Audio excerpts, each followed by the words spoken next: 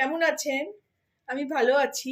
আজকে আপনাদের সঙ্গে শেয়ার করছি খুব সিম্পল আলু কড়াইশুঁটি দিয়ে একটা চচ্চড়ি তরকারি যাই বলি, যেটা আমরা সবসময় ওই লুচি পরোটা দিয়েই খাই। তো কড়াটা গরম হয়ে গেছে। প্রথমে আমি সর্ষের তেল দিয়ে দেবো। সর্ষের তেলেই করব।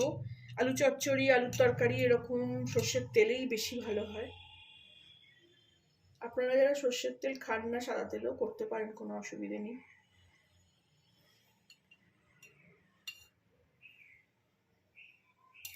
বড় পলার 1.5 পলা মতন তেল দিয়ে দিলাম।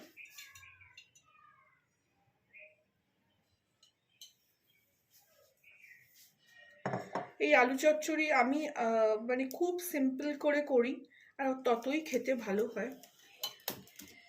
আমি আসলে ঘরোয়া রান্নাগুলো দেখাতেই বেশি পছন্দ করি। রোজকার খাওয়ার ঝামেলা এত বেশি যে কি খাবো, কি রান্না করব ভেবে ওঠা যায় না। 3 বেলা 4 বেলার খাবার, সকালে জল খাবার, দুপুরে লাঞ্চ, সন্ধ্যেবেলার একটা নাস্তা, রাত্রিরের একটা খাবার, রাত্রিরের ডিনার, তো সব মিলিয়ে যেন খুব হয়রান লাগে যে কি রান্না করব, কি খাবো। আমি ওই জন্য প্রত্যেক দিনের যে রান্না আমরা করি সেগুলোই আমি শেয়ার করার চেষ্টা করি, যাতে আপনাদের কাছেও একটু ইজি হয়ে যায়। যেমন এই তরকারিটা লুচি পরোটা দিয়েও যেমন ভালো লাগবে, আবার মুড়ি দিয়েও খুব ভালো লাগবে, মুড়ি দিয়ে মেখে খেতেও খুব ভালো লাগবে। তেল গরম হয়ে গেছে, আমি এতে একটু 5 ফোড়ন দিয়ে দেবো। আমি সবসময় 5 ফোড়ন দিয়েই তরকারিটা করি। আপনারা চাইলে কালো জিরে ফোড়নও দিতে পারেন, সেটাও টেস্ট ভালো হয়।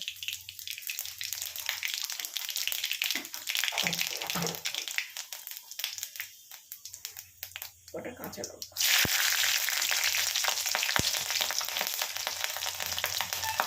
কাঁচা লঙ্কা একটু ফাটে, সাবধানে করবেন। তারপরে আমি এই আলুগুলোকে চৌকো চৌকো করে এরকম কেটে রেখেছি, ছোটো ছোটো করে এইগুলো ছেড়ে দেবো। কাটাকুটিরও অনেক ব্যাপার আছে, ছোট বড় হলে সেটা সেদ্ধ হতে সময় লাগবে। অতএব যখন সবজি কাটতে হবে একই সাইজের সব করতে হবে। এই তরকারিটা হাতে মেখে বাকি চচ্চড়ি হিসেবেও করা যায়। যদি কারোর কাছে সময় অল্প, সে এরকম আলু কড়াইশুঁটি সব একসঙ্গে হাতে মেখে একটু তেল নুন দিয়ে বসিয়ে দিতে পারেন, তাহলে সেটাও খুব ভালো খেতে হয়। কড়াইশুঁটিও দিয়ে দিলাম। কড়াইশুঁটিগুলো অনেক দিনেরই আমি ফ্রিজে রেখেছি। দেখুন কলা বেরিয়ে উঠেছে এক একটা কড়াইশুঁটি। এরপর তো আর কড়াইশুঁটি পাওয়াই যাবে না।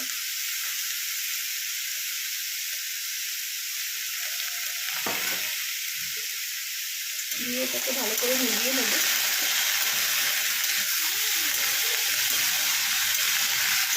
এর মধ্যে আমার বাপের বাড়িতে অনেক সময় এতে হলুদ দিত না, একদম সাদা করতো, কিন্তু আমি একটু সবসময় একটু হলুদ দেওয়ার চেষ্টা করি। দেখুন এখানে আলু আর কড়াইশুঁটিটা একটু ভালো করে ভেজে নেব। খুব ভালো করেও দরকার নেই। এর মধ্যে আমি একটু আমার বাপের বাড়িতে দেখেছি সবসময় সাদা রান্না, কিন্তু আমার শ্বশুর বাড়িতে আমার শাশুড়ি বলতো যে সব তরকারিতে একটু হলুদ দিলে হলুদটা যেমন অ্যান্টিসেপটিক, ওই জন্য একটুখানি হলুদ দিলাম, আর কিছুই দেবো না।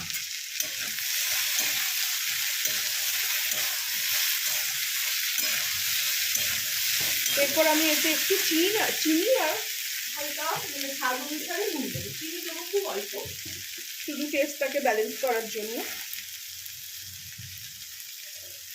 আপনারা যারা চিনি খান না তারা নাও দিতে পারেন, তবে আমি বলবো এরকমভাবে একটু ব্যালেন্স করে নুন চিনিটা দিলে না অসাধারণ খেতে হয় জিনিসটা।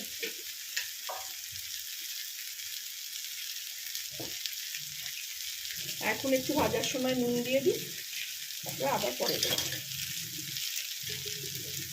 টেস্ট করে একবার দেখে নেবো, তারপরে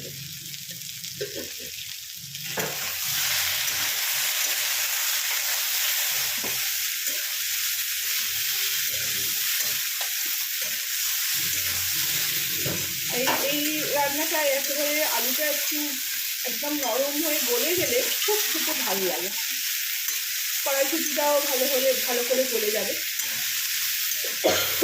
সরি, আমার আসলে রান্না করতে করতে অনেক রকম আওয়াজ পাবেন, আর আমি লাইভ দেখাই, লাইভ কথা বলি, ভয়েস বসাই না।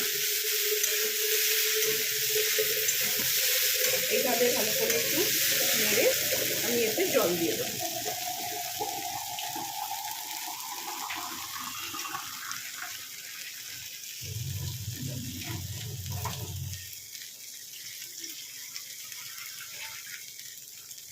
একটু জল দিয়ে দেবো।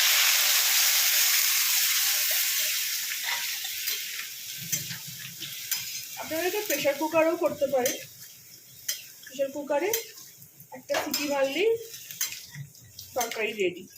আমি করি অনেক সময়, যখন হাতে সময় থাকে না, তাড়াহুড়ো থাকে, তখন কুকারেই করে নিই, কিন্তু এখন সময়ের সঙ্গে সময় নিয়ে করছি, ওই জন্য কড়াইতে করি। এবার আমি এটা ঢাকা দিয়ে দেবো।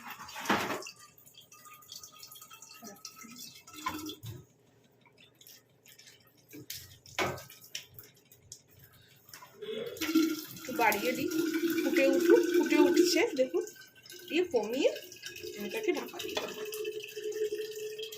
ফিরে আসছি তরকারি নিয়ে। ফিরে আসলাম, ঢাকাটা খুলি, এই দেখুন জল শুকিয়ে গেছে, আলুও সেদ্ধ হয়ে গেছে খুব সুন্দর করে, একদম গলে গেছে।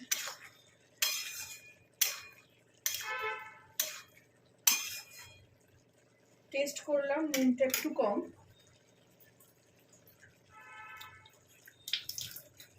একটু নুন দেবো, খেতে খুব ভালো হয়েছে।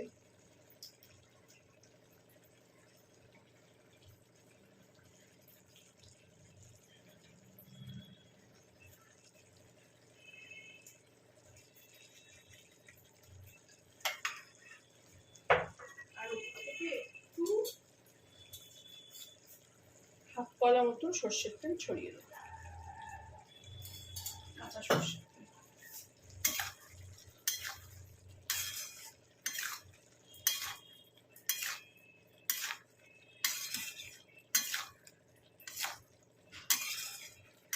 আপনারা একটু চাইলে গোলমরিচও ওপর থেকে ছড়িয়ে দিতে পারেন, ওটাও ভালো লাগে। আমি আজকে আর গোলমরিচ দেবো না, লঙ্কাগুলো খুব ঝাল, লঙ্কার ঝালে বেশ ঝাল হয়েছে। ব্যাস, এইভাবে আপনারাও রান্না করে খাবেন, ভালো লাগলে আমাকে জানাবেন। কিছু সাজেশন থাকলে সেটাও বলবেন, সেটাও আমি ফলো করার চেষ্টা করব। ভালো লাগলে আমার চ্যানেলটিকে লাইক, শেয়ার অ্যান্ড সাবস্ক্রাইব করে দেবেন। Thank you for watching.